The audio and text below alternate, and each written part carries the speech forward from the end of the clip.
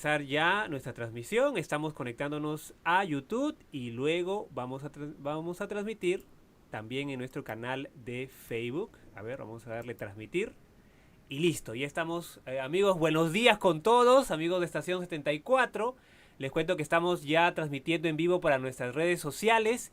Y hoy vamos a hablar sobre un tema que vigente en nuestro país, propio de la segunda vuelta, más que todo propio del quehacer político de nuestro país, ¿no es cierto? Mucho de nuestra vida gira en torno a cómo se lleva a cabo la política y entenderla es uno de los grandes méritos que debemos tener nosotros los comunicadores, pero también entender mucho a la población y si es que hay cosas que se deben mejorar, también es importante hacerlo y para eso nuestro invitado del día de hoy, el profesor Jesús Paiva Samamé, docente universitario, está con nosotros para entender un poco la clase política, entender lo que estamos viviendo en estos últimos tiempos que le hemos llamado crisis política, porque lo que estamos viviendo no es normal, no debería ser un accionar correcto de cómo se lleva la política, y también para conocer la perspectiva que el profesor le da para entenderla, que es desde la ausencia de valores. ¿Por qué ocurre esto? ¿Cómo hacemos para mejorarla? Eso lo conversamos con nuestro invitado el día de hoy. ¿Cómo está, profesor? Muy buenos días. Buenos días, Julio, y a través de tu persona saludar a todos los que nos están acompañando a través de este importante espacio para abordar, sin duda, como tú lo has mencionado, un tema que nos interesa en esta coyuntura electoral a todos los peruanos. Ya hemos tenido una primera experiencia de la primera vuelta donde lo que estamos observando en una primera instancia es una alta polarización, los niveles de desconfianza se incrementan desde la ciudadanía hacia las instituciones, las autoridades y evidentemente el escenario de cara a la segunda vuelta se muestra bastante dinámico, ¿No? pero al mismo tiempo complejo, ¿no? Uh-huh. Bueno, buen punto de partida el que usted propone. Estamos ya iniciando la segunda vuelta. Estamos a día de que se promulguen los resultados de los ganadores de la primera vuelta, ¿no es cierto? Ya no hay marcha atrás, no hay fraude, no hay nada. Vamos a la segunda vuelta ya. Creo que ya más o menos un mes para que se dé la segunda vuelta. En paralelo se están ya armando las elecciones regionales y municipales y hacia eso se encamina nuestro país, ¿verdad? Hoy vamos a tratar de entender por qué tenemos una crisis política y el punto que usted aporta a esta discusión es la ausencia de valores. Bueno, eso, digamos, es una perspectiva bien profunda que también implica mirarnos como ciudadanos y como peruanos, ¿no es cierto? Cuéntenos un poquito de esta perspectiva que usted propone. Efectivamente, a la luz de todo lo que representa en nuestro diario quehacer la vida política, de la que no somos ajenos, porque en definitiva esta influye en nuestra ciudadanía.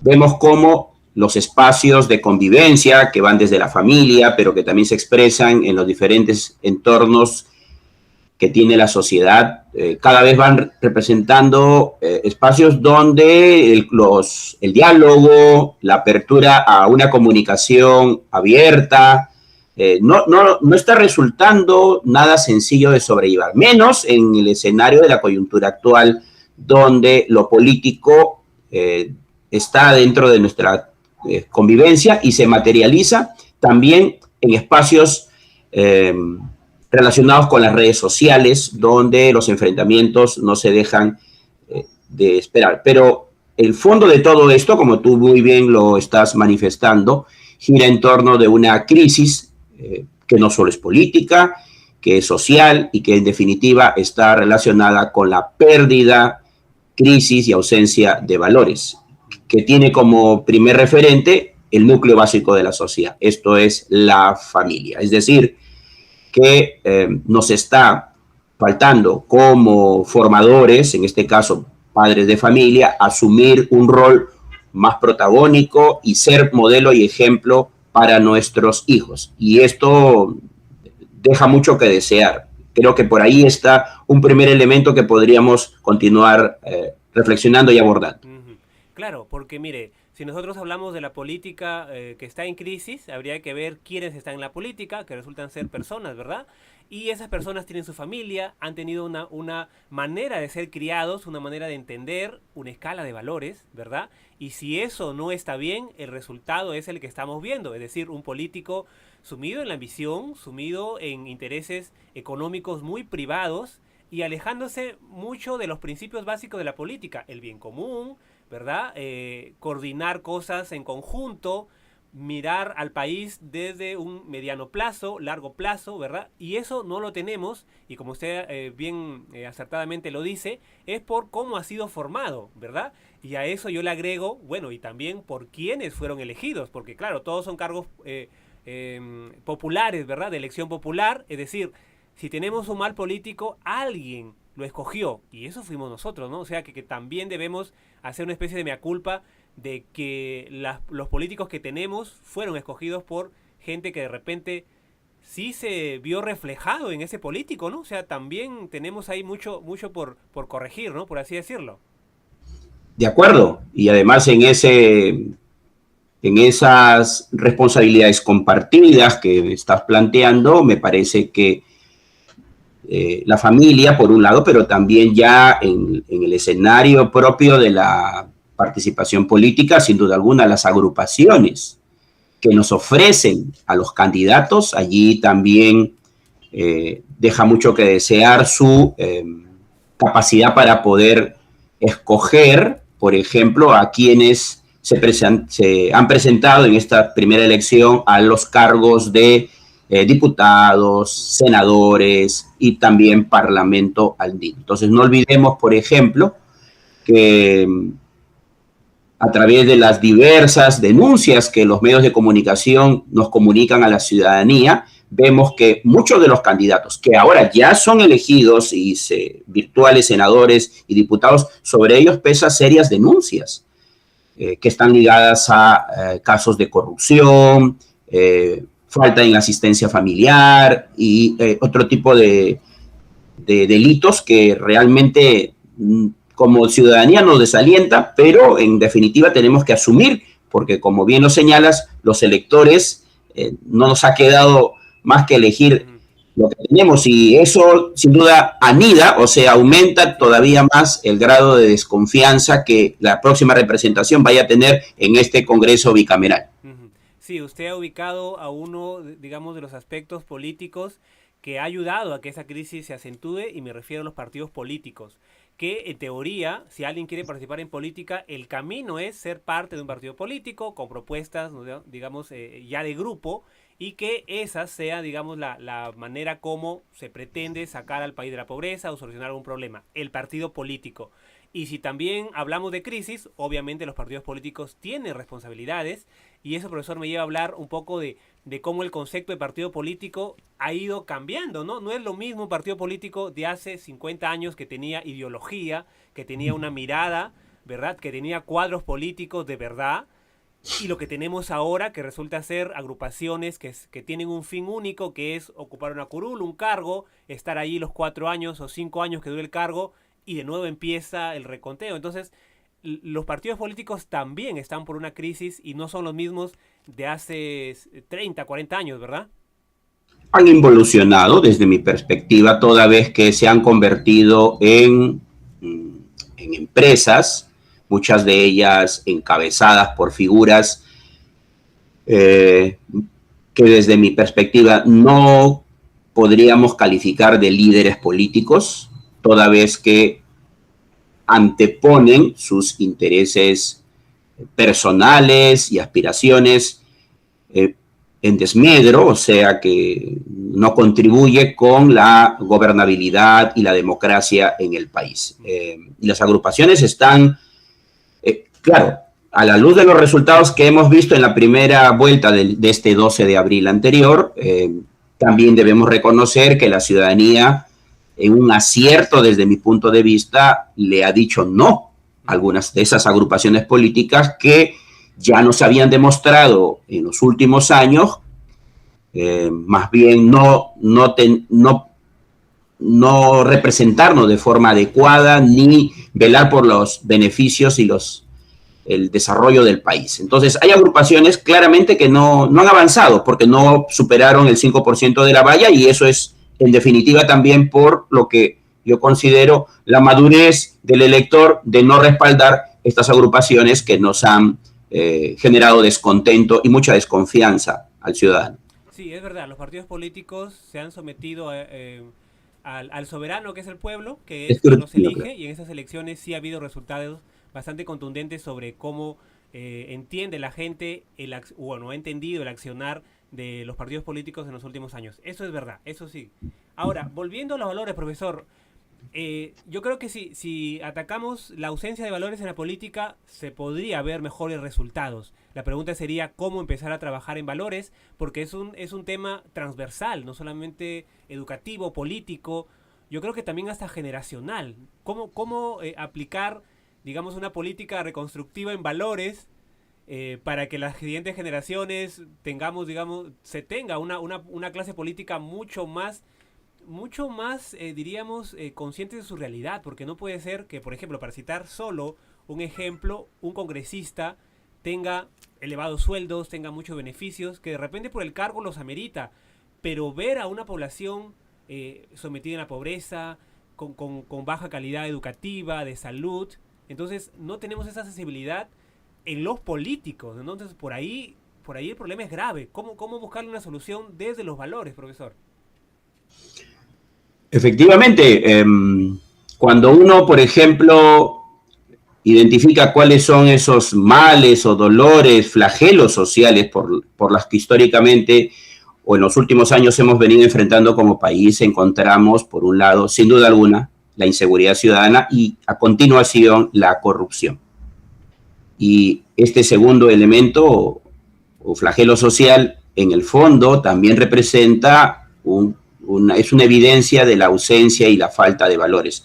No olvidemos que la corrupción, en palabras de la Contraloría General de la República, representa aproximadamente un 12% del Producto Bruto Interno.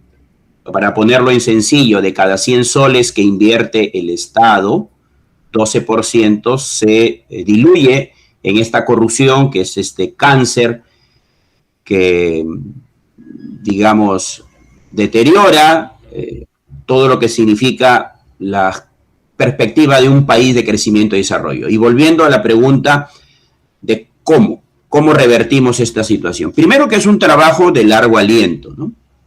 Es decir, que ningún cambio real a nivel social se puede generar de la noche a la mañana. Pero además requiere de la intervención, concurso y de la responsabilidad de diversos actores. El Estado, representado a través de los gobiernos de turno, y allí, por ejemplo, encontramos una piedra, y es que la inestabilidad nos ha llevado en la última década a tener entre 8 a 9 presidentes.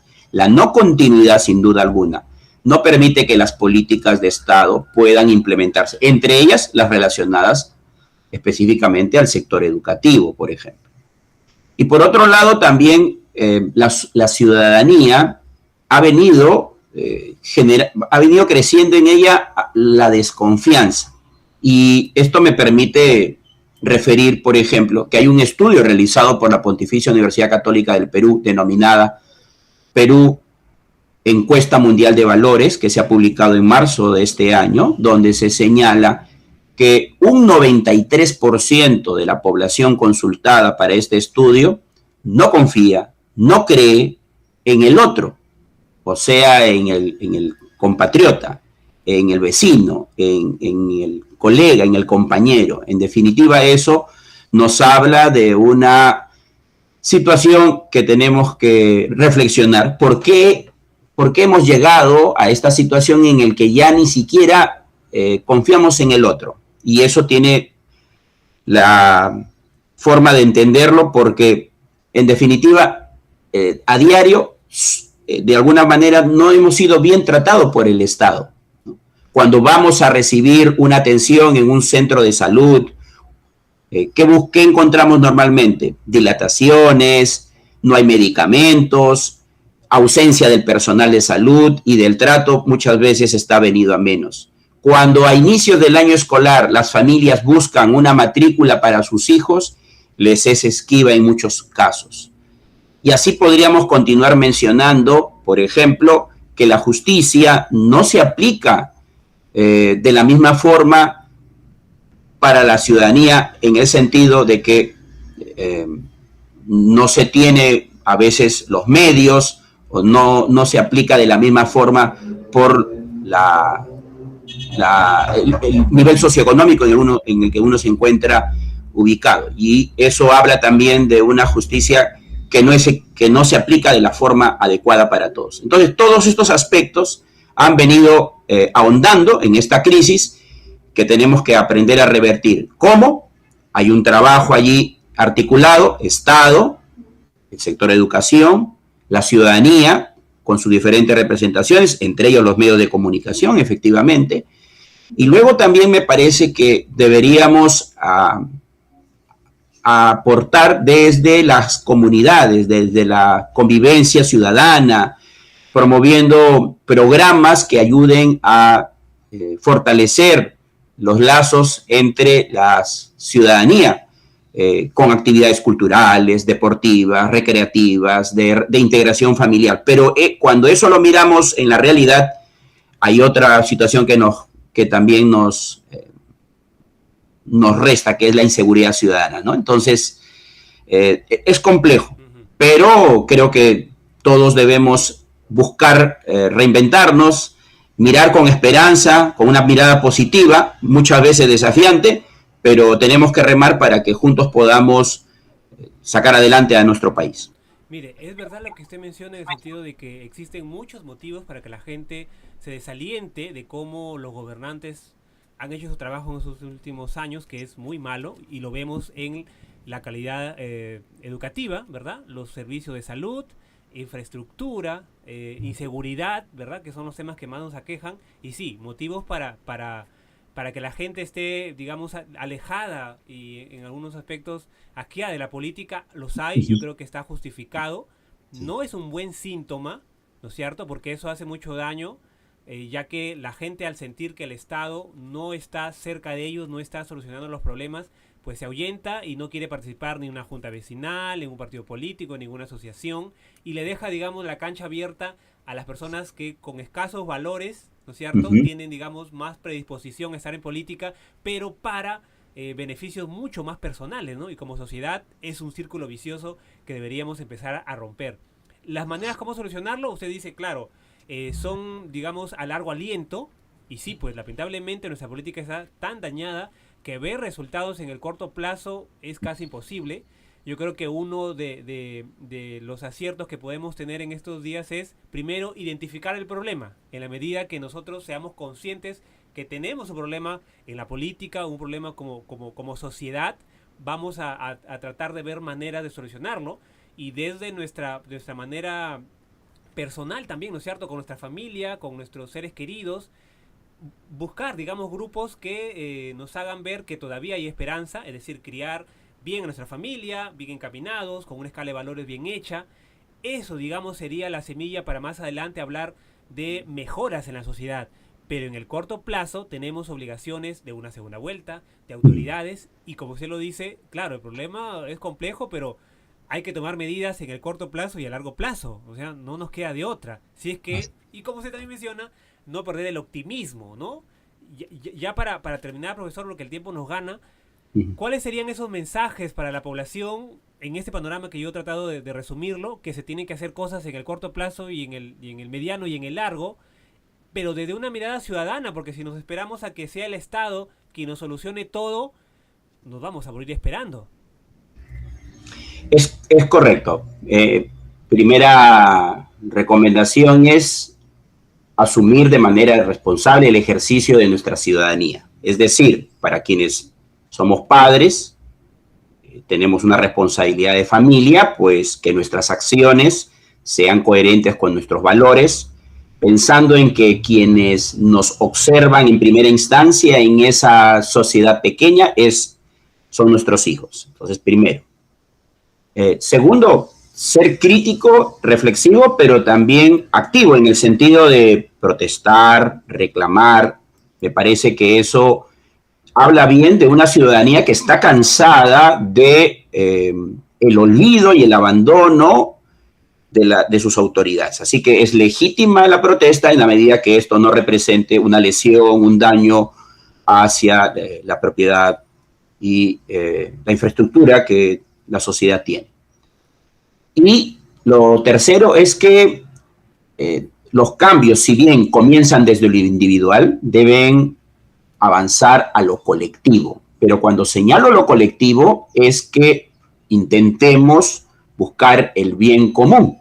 Y creo que allí podemos empezar a identificar aspectos de mejora, en el sentido de, por ejemplo, una ciudadanía informada que también tenga la capacidad para poder deslindar aquella información malintencionada que busca dividir y polarizar. Yo creo que mi mensaje también está el llamado a esa unidad, que solo se construirá a partir del diálogo, del consenso, de la representación ciudadana. No debemos mostrarnos ajenos a la vida política. En definitiva, estamos todos convocados a asumir este protagonismo. Y desde los medios de comunicación creo que el reto es mayor para que esta información refleje realmente el sentir de una población que mira esta segunda vuelta, el 7 de junio, que por coincidencia, según